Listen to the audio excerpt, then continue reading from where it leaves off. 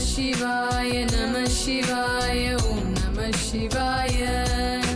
Namah Shivaya, Namah Shivaya, Om Namah Shivaya. Namah Shivaya, Namah Shivaya, Om Namah Shivaya. Namah Shivaya, Namah Shivaya, Om Namah Shivaya. Namah Shivaya, Namah Shivaya, Om Namah Shivaya. Namah Shivaya, Namah Shivaya, Om Namah Shivaya. Namah Shivaya, Namah Shivaya, Om Namah Shivaya. Namah Shivaya, Namah Shivaya, Om Namah Shivaya. Namah Shivaya, Namah Shivaya, Om Namah Shivaya. Namah Shivaya, Namah Shivaya, Om Namah Shivaya. Namah Shivaya, Namah Shivaya, Om Namah Shivaya. இந்த திருக்கோயில் பார்த்தீங்கன்னா எல்லா லிங்கத்துக்கும் ஒரு பேர் இருக்குங்க. லிங்கம் அப்படிங்கிறது எல்லா லிங்கம் ஒரே மாதிரி இருக்காது. நம்மளே பார்க்குறோம், நிறைய சிவன் கோயில் பார்க்குறோம், எல்லா லிங்கம் ஒரே மாதிரி இருக்கா? சிவன் கோயில்னா நம்ம பெருமாள் கோயில் பார்த்திங்கன்னா சங்கு சக்கரம் பெருமாள் இந்த மாதிரி தான் இருக்கும். ஆனால் இந்த லிங்கங்கள் பார்த்திங்கன்னா சின்ன லிங்கமாக இருக்கும், பெரிய லிங்கமாக இருக்கும், ஆவுடை பெருசாக இருக்கும், 16 பட்டை இருக்கும், சதுர வடிவம் இருக்கும், 8 பட்டை இருக்கும், 6 பட்டை இருக்கும். இந்த மாதிரி நிறைய லிங்கங்கள் இருக்குங்க. லிங்கத்துள் உலகமே ஒடுங்கும், லிங்கத்தில் இருந்து உலகமே பிறக்கும். அதனால தாங்க லிங்கம் அப்படிங்கிற வார்த்தை அந்த அர்த்தத்தை தான் குறிக்கும். இந்த இடத்துல இருக்கிற லிங்கம் என்ன லிங்கம் அப்படின்னு பார்த்தா ஔடசத லிங்கம் அப்படின்னு பேர். ஔடதம் அப்படின்னா மருத்துவம்னு பேருங்க. உங்களுக்கு யாருக்காவது ஒரு வியாதி, ஒரு மனசில் ஒரு கஷ்டம், உலகத்திலேயே பெரிய வியாதி, மருந்து இல்லாத வியாதி எதுனா மனோவியாதிங்க. மனோவியாதிக்கு மருந்து கிடையாது. மனசு தானாக சரியாகும். தானாக எப்படி சரியாகும்? தானாக சரியாகாது.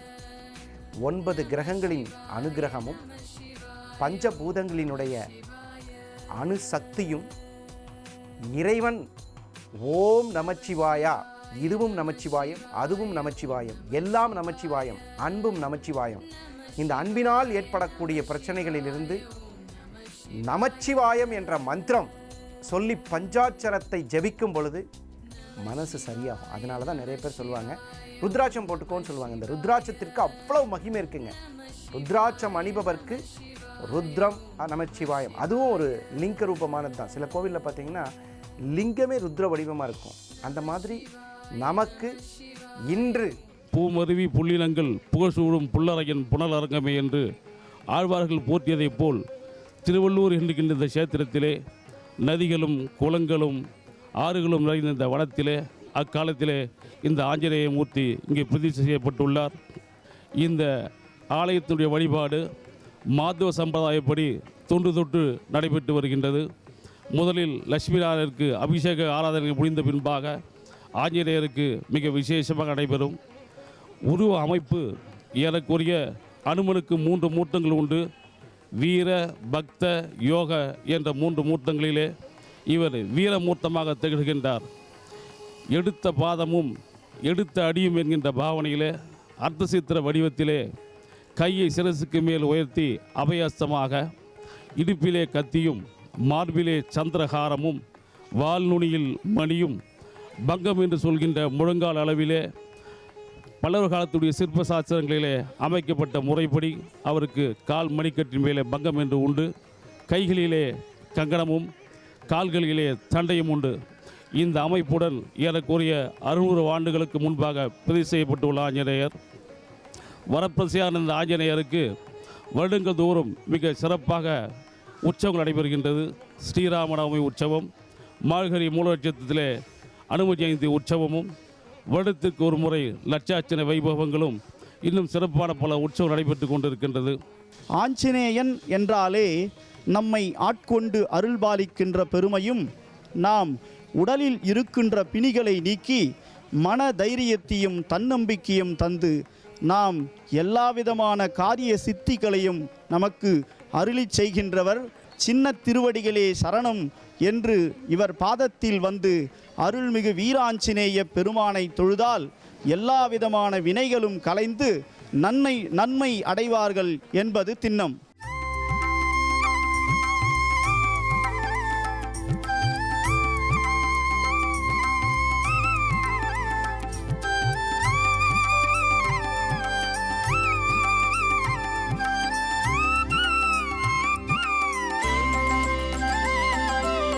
கடலை கடந்து தடைகளை தகர்த்து அன்னையை கண்டவனே,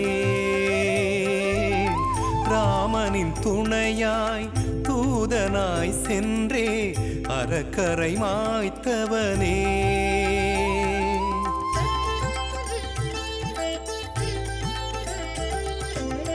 கடலை கடந்து தடைகளை தகர்த்து அன்னையை கண்டவனே, ராமனின் துணையாய் தூதனாய் சென்றே அரக்கரை மாய்த்தவனே. அசோகவனத்தினில் புகுந்த இறைவனே, வல்லமை உடையோனே.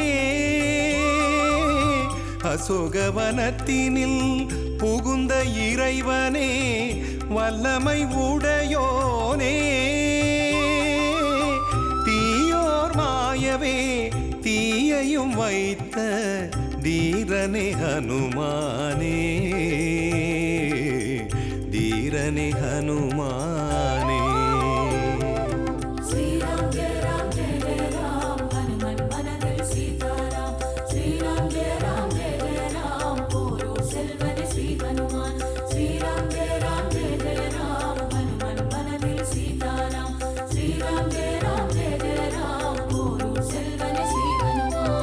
மார்கழி மூலத்தில் அவதரித்தவனே, ஸ்ரீ சிவஹனுமானே, ஸ்ரீ சிவஹனுமானே. அருள்மிகு ஆஞ்சநேயர், அதாவது வீர ஆஞ்சநேயர். இந்த ஆஞ்சநேயர் திருக்கோலத்தில் ராமர் கோயில் இருந்தாருன்னா அந்த பக்த ஆஞ்சநேயர் அப்படி இருப்பார். பக்தர்களை வணங்கும் ஆஞ்சநேயர், இப்படி ஒரு ஆஞ்சநேயர் இருப்பார். சில ஆஞ்சநேயர் வந்து எப்படி இருப்பாங்கன்னா அருள்முகமாக இருப்பாங்க. அந்த மாதிரி இருக்கக்கூடிய ஆஞ்சநேயர் தான் வியாசராஜர் பிரதிஷ்டை செய்யக்கூடிய ஆஞ்சநேயர். இப்போ இந்த ஸ்தலத்தில் அருள்முகம் காட்டுகிறார் ஆஞ்சநேயர்.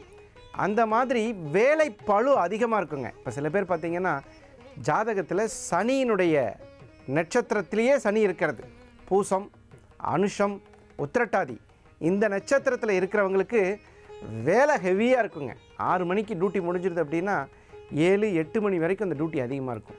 ஆனால் ப்ராஃபிட் கணக்கு பார்க்கும்போது நார்மலாக தான் இருக்கும். அப்போ இந்த மாதிரி பிரச்சனையில் இருப்பவங்க என்ன பண்ணலாம் அப்படின்னு கேட்டிங்கன்னா, வெற்றிலை மாலை அவர்களுடைய வயது அளவு, அவங்களுக்கு வயசு 30 ஆகுதுன்னா 30 வெற்றிலை, 20 வயசு ஆகுதுன்னா 20 வெற்றிலை, 40 வயசு ஆகுதுன்னா 40 வெற்றிலை. இந்த வெற்றிலையும் ஸ்ரீராம ஜெயம் அல்லது ஜெய் ஸ்ரீராம் அப்படிங்கிறத 2 மாலையும் ஹனுமானுடைய கழுத்தில் போட்டு 16 வாரம் அவர்கள் பிறந்த கிழமையில் சேவிக்கும் பொழுது கண்டிப்பாக ஆஞ்சநேயரனுடைய அனுகிரகம் பெற்று உழைப்பு குறைந்து லாபம் அதிகமாகக்கூடிய ஒரு அற்புதமான கிரகத்திற்கு சனி கிரகம் அதிபதியாக இருப்பதனால் ஆஞ்சநேயர் எவ்வளோ பெரிய சனி தோஷம், சனி கஷ்டம், 7.5 சனி, அஷ்டம சனி இதெல்லாம் இருந்ததுன்னா நீங்கள் எந்த தெய்வத்திட்ட போய் வணங்கினாலும் குறைவான கிரக நிவர்த்தி தான் என்றாலும் ஆஞ்சநேய பிரபுவை வணங்கினால் உடனடியாக சனி கிரகதோஷ நிவர்த்திக்கு காரணமான ஒரு தெய்வத்தை இன்று பார்க்கக்கூடிய மகாபாகியத்தை இறைவன் நமக்கு அருளியிருக்கிறார் என்று சொல்லி இந்த வீர ஆஞ்சநேயர் இருக்கக்கூடிய திருத்தலம்